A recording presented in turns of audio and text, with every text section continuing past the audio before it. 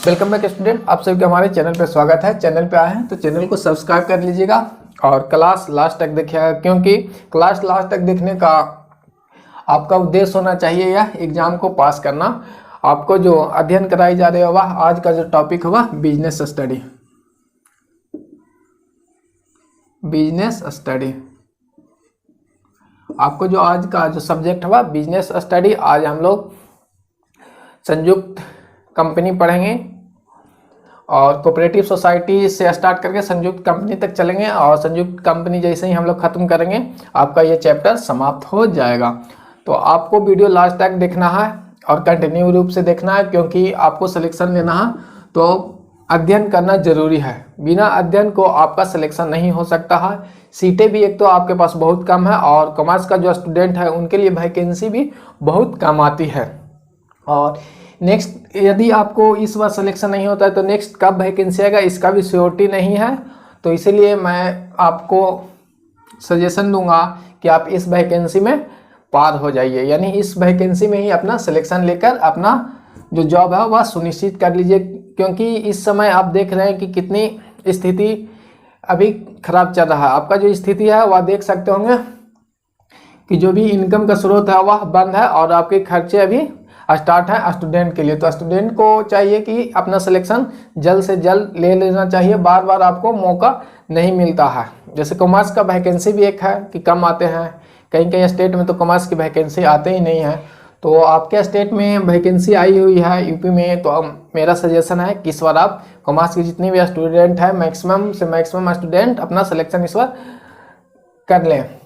चलिए, आज जो हम स्टडी करेंगे वह बिजनेस स्टडी है और चैप्टर 2 अध्ययन कर रहे थे। आज हम लोग कोऑपरेटिव सोसाइटी पढ़े थे लास्ट क्लास में, और आज कोऑपरेटिव सोसाइटी से लेके संयुक्त कंपनी तक चलेंगे, यानी ज्वाइंट कंपनी तक हम लोग आज अध्ययन करेंगे। और आपके लिए एक जो शाम का बैच है वह 8 बजे चलती है, उसमें जो अध्ययन हो रहा है वह प्रीवियस ईयर का क्वेश्चन, क्या प्रीवियस ईयर का जो क्वेश्चन है उसको हम लोग अध्ययन करें। जो एग्जाम में पूछे गए पीजीटी टीजीटी में जो एग्जाम में पूछे गए, साथ में अन्य जितनी भी शिक्षक संबंधित क्वेश्चन पूछे गए उसका हम लोग इसमें डील कर रहे हैं। उस क्लास में भी हम लोग डिटेल में अध्ययन कर रहे हैं, सिर्फ आंसर उत्तर नहीं, साथ में डिटेल डिस्कशन भी कर रहे हैं। तो वो क्लास देखना ना भूलें, क्योंकि जो 8 बजे क्लास है उसमें आपको 100% बेनिफिट प्राप्त होगी एग्जाम के टाइम में। जो इस बिजनेस स्टडी का जो टाइमिंग होगा 5 PM है, इसमें हम लोग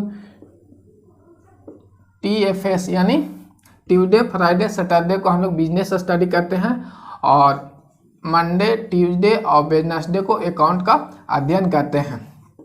इसके बाद जैसे ही 50% हम लोग बिजनेस स्टडीज कर लेंगे उसके बाद हम लोग इकोनॉमिक्स को भी स्टार्ट कर देंगे। क्लास की टाइमिंग जो है वह 8 PM रात्रि को एवं 5 PM इवनिंग को, यानी 2 टाइम में हम लोग का क्लास चल रहा है। अभी का जो टाइमिंग है वो 5 PM है। चलिए, हम लोग कोऑपरेटिव सोसाइटी पढ़ रहे थे तो फीचर कोऑपरेटिव सोसाइटी को पढ़ लिए थे, और आज जो है वह कोऑपरेटिव सोसाइटी का टाइप पढ़ेंगे, यानी सहकारिता समिति के प्रकार।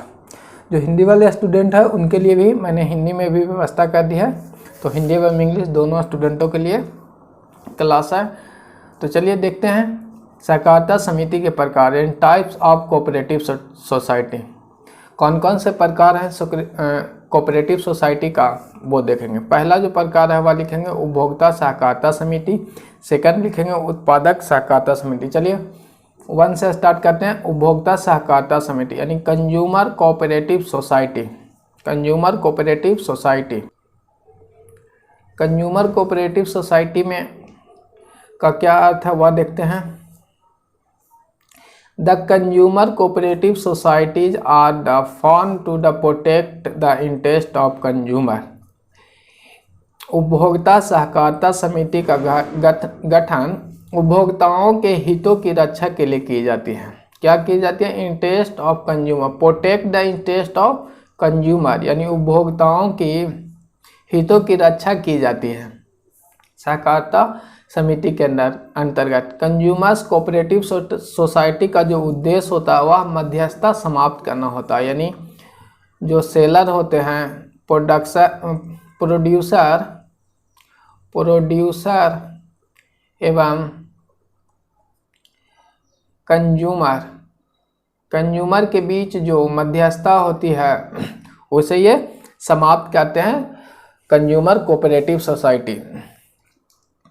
इस कंज्यूमर कोऑपरेटिव सोसाइटी के अंतर्गत जो समिति होती है वह समिति डायरेक्ट प्रोड्यूसर से माल खरीदते हैं, या कहिए थोक विक्रेता से गुड्स को खरीदते हैं और अपने सदस्यों के बीच सेल करते हैं यानी बेचते हैं। तो ये उपभोक्ता सहकारी समिति के अंतर्गत ये कार्य ये करते हैं। इनका उद्देश्य है कि मध्यस्थता को समाप्त करना, ये बीच का जो खर्च है मध्यस्थता वाला वह रिड्यूस होता है। तो कंज्यूमर कोऑपरेटिव सोसाइटी का उद्देश्य है अपने कंज्यूमर की हितों का रक्षा करना। चलिए नेक्स्ट देखते हैं। सेकंड नंबर जो है वह प्रोड्यूसर कोऑपरेटिव सोसाइटी यानी उत्पादक सहकारिता समिति। अब लिखना चाहते हैं वो लिख सकते हैं। कंज्यूमर कोऑपरेटिव सोसाइटी को इसके सदस्य वे उपभोक्ता होते हैं जो बढ़िया गुणवत्ता वाली वस्तुओं को उचित मूल्य पर प्राप्त करना चाहते हैं। इसमें देखिए सीमित थोक विक्रेता से वस्तुओं को सीधे बड़ी मात्रा में क्रय करते हैं तथा उन्हें अपने सदस्यों के बीच बेचते हैं। इस प्रकार बिचौलिए समाप्त हो जाती है। यदि कुछ लाभ होता है तो वह सदस्य के द्वारा क्रय के आधार पर बांट दिया जाता है। यानी इनके जो कोऑपरेटिव जो सदस्य होते हैं, कंज्यूमर कोऑपरेटिव जो सदस्य हुए इस समिति का, जो प्रॉफिट एक्स्ट्रा गेन करते हैं वे परचेज के रेशियो में इनमें अपने सदस्य में बांट लिया जाता है। सेकंड जो है वह आपको टाइप्स ऑफ कोऑपरेटिव का सेकंड रूप है वह producers cooperative society. These society are set up to protect interest of a small producer। Producer cooperative society जो है वह छोटे उत्पादक के हितों की रक्षा के लिए बनाई जाती है। प्रोड्यूसर कोऑपरेटिव सोसाइटी यानी उत्पादक सहकारिता समिति, इसका जो उद्देश्य है वह है बड़े पूंजीपतियों के विरुद्ध खड़े होना। प्रोड्यूसर कोऑपरेटिव सोसाइटी का जो उद्देश्य है वह है बड़े पूंजीपति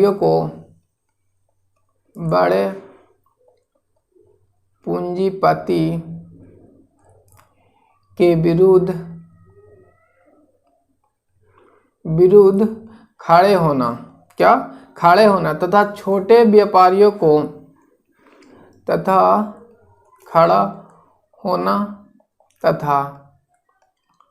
छोटे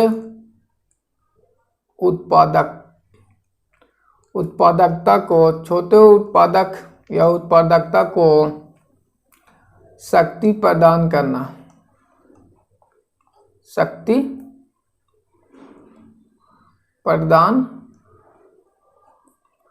करना। ये उत्पादक सहकारिता यानी प्रोड्यूसर कोऑपरेटिव सोसाइटी का कार्य है और इनका उद्देश्य भी है कि पूंजीपति जो उत्पादकता हैं उनके विरुद्ध खड़ा होना एवं छोटे जो उत्पादक करने वाले व्यापारी हैं उन्हें आगे बढ़ाना यानी उनकी योगदान करना उत्पादन में। तो कोऑपरेटिव सोसाइटी का ये उद्देश्य है। इट सप्लाई रॉ मटेरियल, समिति का जो कार्य हवा देखते हैं। It supply raw material equipment and other input of members to the members also buy the output for sale. Profit among the members are generally distributed on the basis of contribution to the total pool of goods produced or sold by the society। Cooperative society जो producer cooperative society का जो कार्य है, सदस्यों को कच्चे माल उपलब्ध कराते हैं यानी आपूर्ति करते हैं तथा बिक्री के लिए उन्हें उत्पादों को भी खरीदते हैं तथा प्रचलन की प्रकृति के अनुसार लाभ को सदस्यों में उनके द्वारा उत्पादित अथवा विक्रय किए गए माल के आधार पर बांट दी जाती है।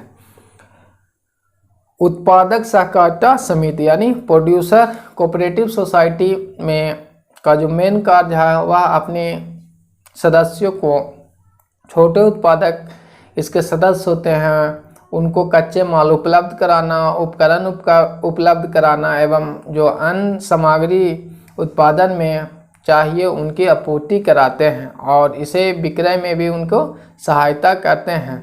उनके उत्पाद को भी खरीदते हैं और ये सेल करते हैं। जैसे स्टार्टिंग में था वह उपभोक्ता सहकारिता समिति, उसमें क्रय करके अपने सदस्यों को ये सेल करते थे। तो यहाँ पे जब उत्पादक यानी प्रोड्यूसर कोऑपरेटिव सोसाइटी में जब माल का उत्पादन किया जाएगा तो उनसे वो खरीदेंगे और अपने सदस्यों में बेचते हैं और जो भी लाभ प्राप्त होता है मिनिमम लाभ पे ये सेल करते हैं वस्तुओं को, तो उन्हें जो लाभ होता है अपने सदस्यों के बीच विक्रय के अनुसार ये बांट लेते हैं। तो ये आपको हो गया उत्पादन सहकारिता समिति यानी प्रोड्यूसर कोऑपरेटिव सोसाइटी। इसके बाद तीसरा नंबर का जो कोऑपरेटिव सोसाइटी वह मार्केटिंग कोऑपरेटिव सोसाइटी। नोट कीजिएगा, मार्केटिंग कोऑपरेटिव सोसाइटी विपणन सहकारी समिति। मार्केटिंग कोऑपरेटिव सोसाइटी जो है वह सच सोसाइटी आज एस्टैब्लिश टू हेल्प। इस सोसाइटी की स्थापना हेल्प करना है स्मॉल प्रोड्यूसर इन सेलिंग, जो छोटे उत्पादकता होते हैं उनके विक्रय में their product. The members consist of producer who wish to obtain reasonable price for their output, यानी आउटपुट को वो उचित मूल्य प्राप्त करने में ये उनकी सहायता करते हैं अपने सदस्यों को। हिंदी वाले स्टूडेंट देखेंगे, विपणन समिति का गठन छोटे उत्पादकों को उनके उत्पादकों को बेचने में सहायता के लिए किया जाता है। क्या किया जाता है? विपणन समिति का गठन जो है वह छोटे उत्पादकों के उत्पादों को बेचने में सहायता के लिए किया जाता है। इसके सदस्य वे उत्पादक होते हैं जो अपने उत्पादों को उचित मूल्य वसूलना चाहते हैं, यानी रीजनेबल प्राइस जो प्राप्त करना चाहते हैं वह मार्केटिंग कोऑपरेटिव सोसाइटी के सदस्य बनते हैं। मार्केटिंग कोऑपरेटिव सोसाइटी का जो सदस्य हैं और कोऑपरेटिव सोसाइटी जो मार्केटिंग कोऑपरेटिव सोसाइटी की स्थापना का जो उद्देश्य है वह मध्यस्थ को समाप्त करना।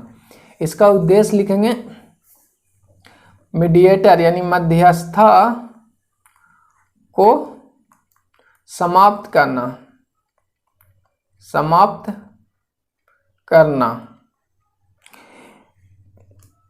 तथा इनके लिए जो उत्पाद की जो अनुकूल बाजार उत्पन्न करना। मध्यस्थता तो समाप्त करते हैं, साथ में अनुकूल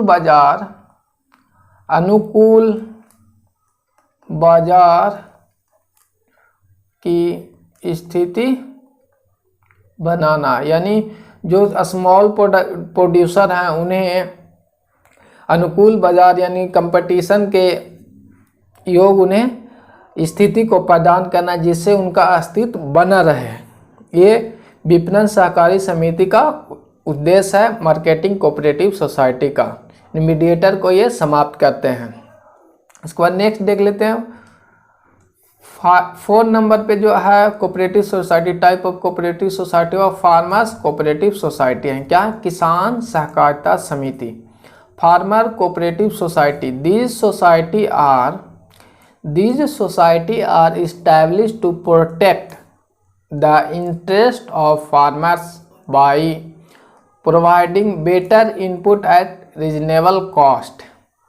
फार्मर कोऑपरेटिव सोसाइटी हैं जो इस सोसाइटी का स्थापना का उद्देश्य है वह किसान जो प्रोटेक्ट करते हैं किसान के इंटरेस्ट को, प्रोवाइडिंग द इनपुट और साथ में वह आगत यानी जो इनपुट मटेरियल होते हैं वो प्रोवाइड कराते हैं रीजनेबल कॉस्ट पे।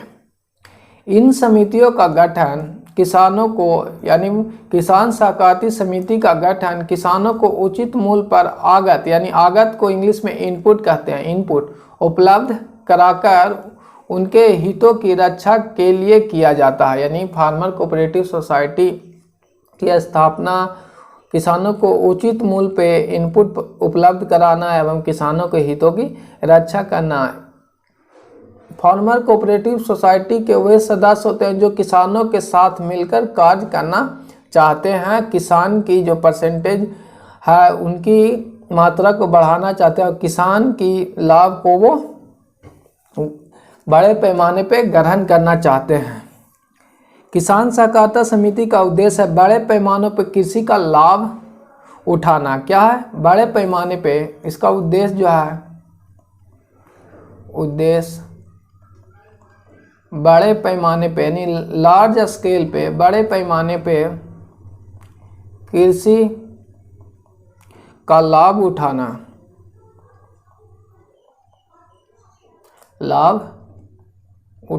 है एवं उत्पादकता को बढ़ाना है।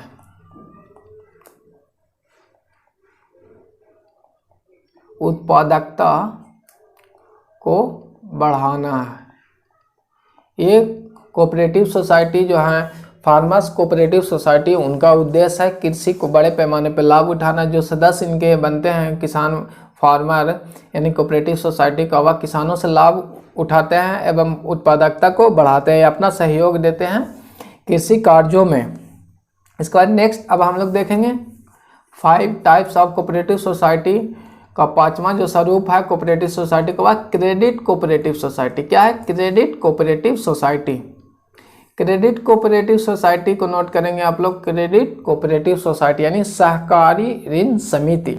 Credit cooperative society are established for providing easy credit.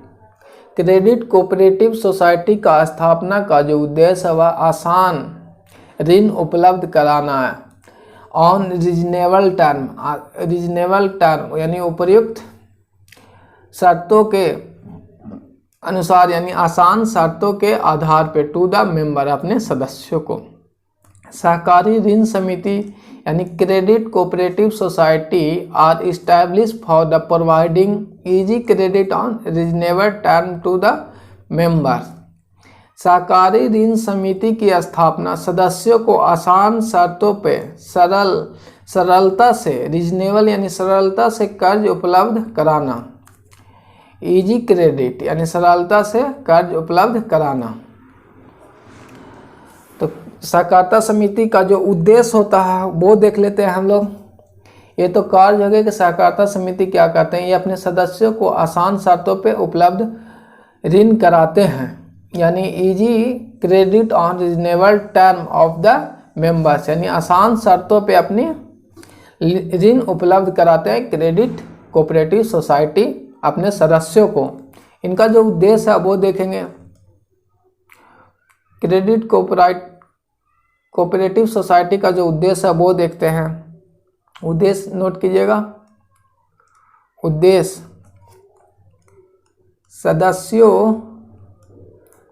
सदस्यों को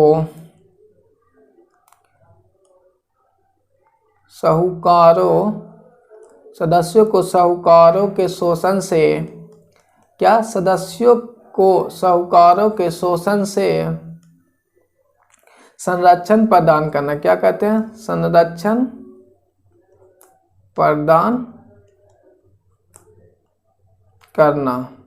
इनका जो उद्देश्य है वह जो साहूकार हैं मैक्सिमम रेट पे ऋण उपलब्ध कराते हैं, उनसे बचाने के लिए ये क्रेडिट कोऑपरेटिव सोसाइटी की स्थापना की गई है। वह साहूकारों के ऋण को जो शोषण करते हैं उनसे संरक्षण प्राप्त करना होता है। जो ऋण उचित दर पे प्राप्त करते हैं उसे ये मिनिमम दर पे देते हैं, यानी ऋणों को मिनिमम दर पे ये उपलब्ध कराते हैं। ऋण को कम दर पर उपलब्ध कराना,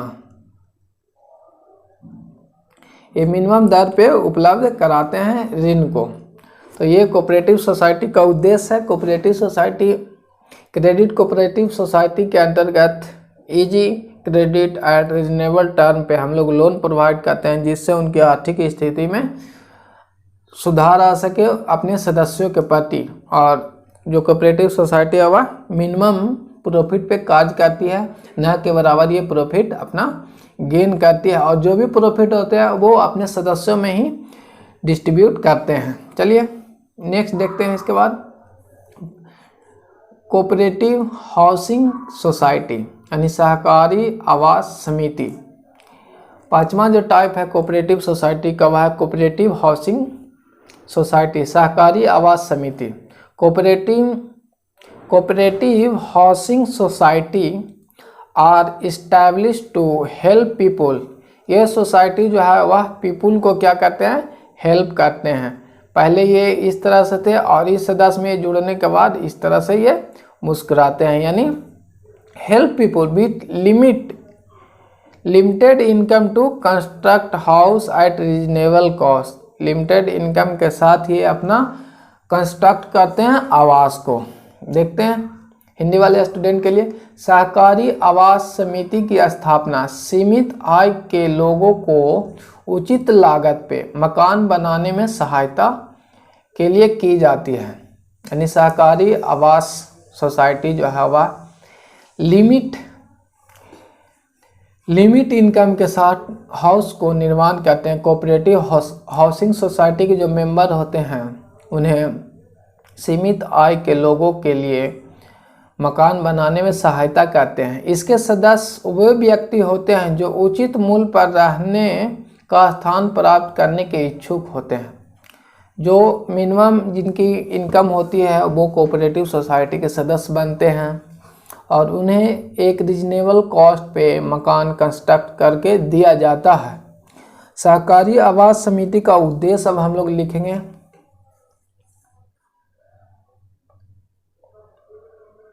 और किसी प्रकार की परेशानी हो तो आप नीचे कमेंट करें। कोई भी तथ्य आपको समझ में ना आए तो कमेंट कर सकते हैं, टेक्स्ट के माध्यम से हम जस्ट आपको उत्तर देंगे। और कोई भी परेशानी हो तो आप नीचे कमेंट करें। इसका उद्देश्य है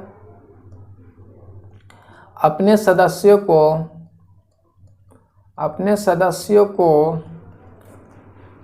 आवासीय समस्याओं का समाधान करना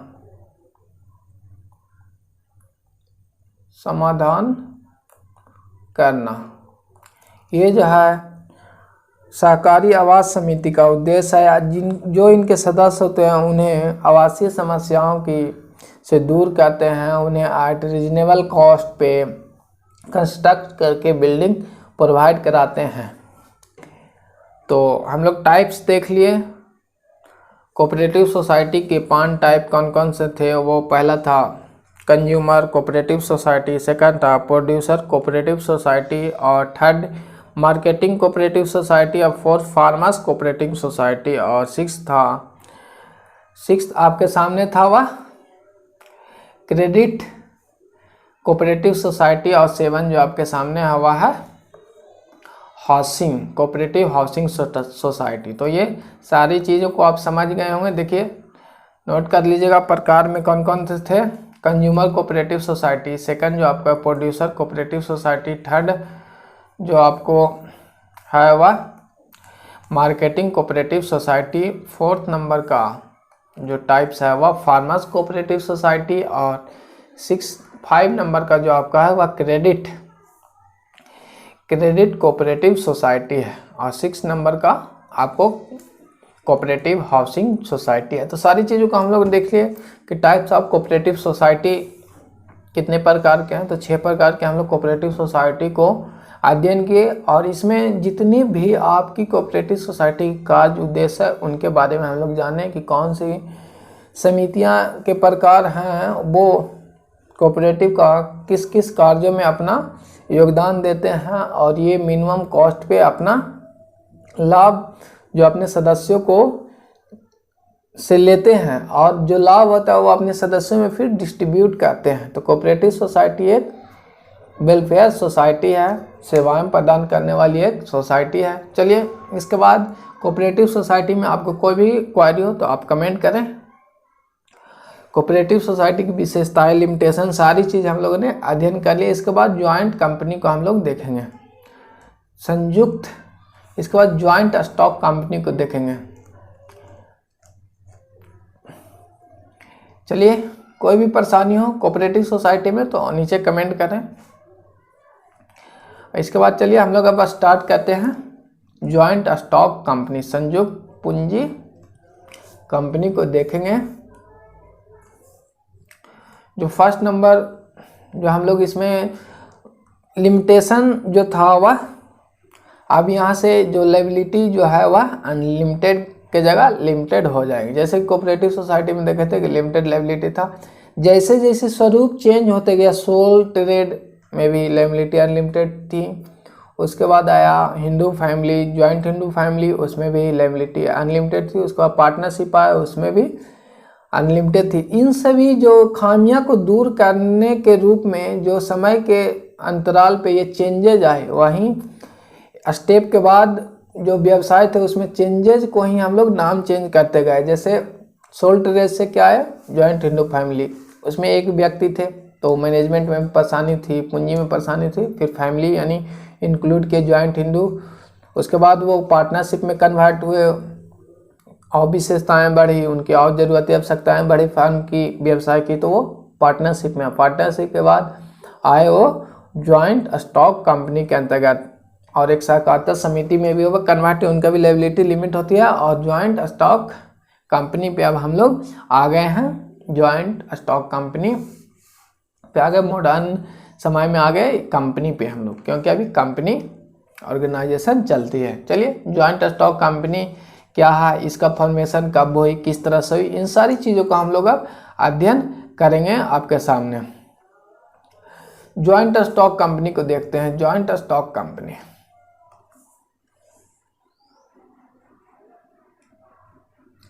क्या है? Joint stock company, A company is associated of person formed for carrying out business activity। एक कंपनी है जो एसोसिएट ऑफ पर्सन यानी व्यक्तियों का समूह है जो formed by business activity and legal status independent for its member, ये डिपेंड करते हैं its member. A company can described as artificial person having a separate legal entity, perpetual succession, and common seal. The company formed organized is governed by the Company Act 2013 as per section 2 subsection 20 of the Act 2030 के अंतर्गत ये company act की परिभाषा दी गई है। A company means company incorporated under the act or any other previous company law। जो भी company act 2013 एवं में जो परिभाषा की गई है, एवं इससे पहले जितनी भी कंपनी एक्ट थी, कंपनी एक्ट 1956, इन सभी के अंतर्गत जो लॉ के अधीन कंपनी का डिफिनेशन गया, उसके अंतर्गत एक व्यापार का संगठन होता है व्यक्तियों के समूह में, तो वो कंपनी कहलाती है। जैसे डिफिनेशन हम लोग देखेंगे, एक कंपनी जो कंपनी एक्ट 2013 में कहा गया है, associated of a person from the carry out business है द लीगल, ध्यान दीजिएगा, legal status independent of its member. ये ध्यान दीजिएगा, आपको ऑब्जेक्टिव पूछा जाएगा कि इट्स मेंबर इंडिपेंडेंट होता है अपने मेंबर से। Company can describe the article person, company क्या होता है? एक आर्टिकल पर्सन होता है, हैविंग सेपरेट लीगल एंटिटी भी होते हैं, सेपरेट अलग अस्तित्व होता है इनका, और परपेचुअल सक्सेशन होते हैं, और कॉमन सील होते हैं। इन सभी बातों को याद रखिए, कॉमन सील कंपनी के पास होते हैं, परपेचुअल सक्सेशन होते हैं, सेपरेट लीगल एंटिटी में आर्टिफिशियल पर्सन होते हैं कंपनी। जैसे हम लोग पिछली जो सेशन था उसमें देखे थे परपेचुअल सक्सेशन, पार्टनरशिप में पूछा गया था, तो ये परपेचुअल सक्सेशन जो विशेषताएं वह है कंपनी की विशेषताएं हैं। चलिए इसके बाद आगे देखते हैं, हिंदी वाले स्टूडेंट समझेंगे। कंपनी कुछ लोगों का एक ऐसा संघ है जिसका गठन किसी व्यवसाय को चलाने के लिए किया गया हो। जिसका अपने सदस्यों से हटकर वैधानिक अस्तित्व हो, यानी सदस्य से हटकर अपना वैधानिक अस्तित्व हो। ये ध्यान रखिएगा, वैधानिक अस्तित्व होता है कंपनी का। कंपनी एक कृत्रिम व्यक्तित्व होता है। क्या है वह? कृत्रिम व्यक्तित्व होता है। ध्यान दीजिएगा, ये कृत्रिम व्यक्तित्व होता है जिसका अलग एक वैधानिक अस्तित्व है। शाश्वत उत्तराधिकार, एक कंटिन्यूटी चलते रहती है, इसका उत्तराधिकार है शाश्वत उत्तराधिकार एवं मुद्रण है। कंपनी का गठन कंपनी अधिनियम 2013 द्वारा शासित होता है, या कंपनी अधिनियम 2013 की धारा 2 सबसेक्शन 20 द्वारा के अंतर्गत कंपनी के अंतर्गत परिभाषा दी गई हो के अनुसार कंपनी का आशय उन कंपनियों से है जिनका समामेलन कंपनी अधिनियम 2013 में या उनसे पूर्व की गई अंतर्गत होती है। यानी साफ साफ कहा गया, जो कंपनी अधिनियम 2013 में जो कंपनी की डिफिनेशन दी गई है, ये डिफिनेशन आपको दी गई है वो, या इससे पहले कोई भी कंपनी अधिनियम हो उसके अंतर्गत जो डिफिनेशन है वह कंपनी कहलाएगी। इन सारी चीज़ें थी, इसे समझ होंगे। कंपनी एक्ट आपको 11-12 में भी आसानी से पढ़े होंगे, बीकॉम में पढ़े होंगे। तो हम लोग डिटेल में जो जो ऑब्जेक्टिव चीज़ें बनेगी इन डिफिनेशन से, वो हमें याद रखना है। डिफिनेशन आपको याद नहीं रखना है, जो चीज़ें जैसे सेपरेट लीगल एंटिटी है, परपेचुअल सक्सेशन है, एंड कॉमन सील है, ये सब चीज़ों को हमें याद रखना है। ये कंपनी की विशेषताओं के अंतर्गत आएंगे। चलिए आगे देखते हैं। द शेयर होल्डर और ऑनर, शेयर होल्डर क्या होते हैं? Owner of a company, company के मालिक होते हैं। While the board of director is the chief managing board elected by the share holder, जो शेयर होल्डर के द्वारा चीफ मैनेजिंग होते हैं वो बोर्ड ऑफ डायरेक्टर इसे चीफ मैनेजिंग करते हैं। Usually the owner exercise indirect control over the business, owner जो है इनडायरेक्ट कंट्रोल करते हैं। ऑनर कौन से हैं? Share holder. कंपनी का ऑनर कौन होते हैं? शेयर होल्डर होते हैं। ध्यान दीजिएगा। The capital of the company is divided into a small part is called share, company की जो पूंजी होती है उसे स्मॉल छोटे छोटे भाग में, पूंजी को छोटे छोटे भाग में जब डिस्ट्रीब्यूट करते हैं, क्या करते हैं? डिस्ट्रीब्यूट करते हैं, तो वह शेयर कहलाती है। शेयर किसे कहते हैं? कंपनी की पूंजी को छोटे छोटे भाग में हम लोग डिस्ट्रीब्यूट करते हैं, वह शेयर कराते हैं। Which can be transfer freely, इसे ट्रांसफर हम लोग स्वतंत्र रूप से कर सकते हैं, पर one share holder to another share holder, एक शेयर होल्डर दूसरे शेयर होल्डर को आसानी से शेयर को ट्रांसफर कर सकता है, एक्सेप्ट खाली इन द प्राइवेट कंपनियों को छोड़कर। हिंदी वाले स्टूडेंट तो समझ ही गए हैं, लेकिन लिखने के लिए आप लिख लेंगे, आपको नीचे आपको दिया हुआ है। अंशधारक कंपनी के स्वामी होते हैं। क्या होते हैं? अंशधारक यानी शेयर होल्डर कंपनी के स्वामी होते हैं, जबकि निदेशक मंडल प्रमुख प्रबंधनकर्ता जिन्हें अंशधारक चुनते हैं, यानी निदेशक मंडल प्रमुख प्रबंधनकर्ता होते हैं जिसे अंशधारक चुनते हैं, जनरल मीटिंग के थ्रू चुनते हैं। साधारणतः कंपनी, ये कंपनी है, कंपनी के स्वामियों का व्यवसाय पर परोक्ष रूप से नियंत्रण होता है, यानी कंपनी के स्वामियों पे व्यवसाय का परोक्ष रूप से यानी प्रत्यक्ष रूप से नियंत्रण होता है। कंपनी की पूंजी छोटे छोटे भाग में विभक्त होती है, उसे हम लोग अंश या शेयर कहते हैं। कंपनी की जो पूंजी को डिस्ट्रीब्यूट करते हैं छोटे छोटे भाग में, उसे हम लोग अंश एवं शेयर कहते हैं, जिन्हें एक अंशधारक किसी दूसरे व्यक्ति को स्वतंत्रतापूर्वक हस्तांतरित कर सकते हैं। निजी कंपनियों में ये नहीं लागू होता। जो शेयर है वह स्वतंत्रतापूर्वक एक शेयर होल्डर दूसरे शेयर होल्डर को दे सकते हैं, यानी सेल ऑफ शेयर आसानी से कर सकते हैं, इसमें कोई भी दिक्कत नहीं है। तो शेयर होल्डर को हम लोग देख लिया आज। इसके बाद हम लोग कंपनी की विशेषताओं पे चलेंगे। तो ये जो कंपनी की विशेषताएं नेक्स्ट क्लास में करेंगे। विशेषता के साथ नेक्स्ट क्लास में जो हम लोग करेंगे वह इसकी ऑब्जेक्टिव क्वेश्चन भी हम लोग कर लेंगे। तो आज के लिए क्लास यहीं पे रखते हैं, और दोस्तों के साथ वीडियो को ज़रूर शेयर करें, ज़्यादा से ज़्यादा स्टूडेंट के पास ये वीडियो पहुँचाएँ। आपकी और आपके दोस्तों के लिए बेनिफिट होगी क्लास। चलिए।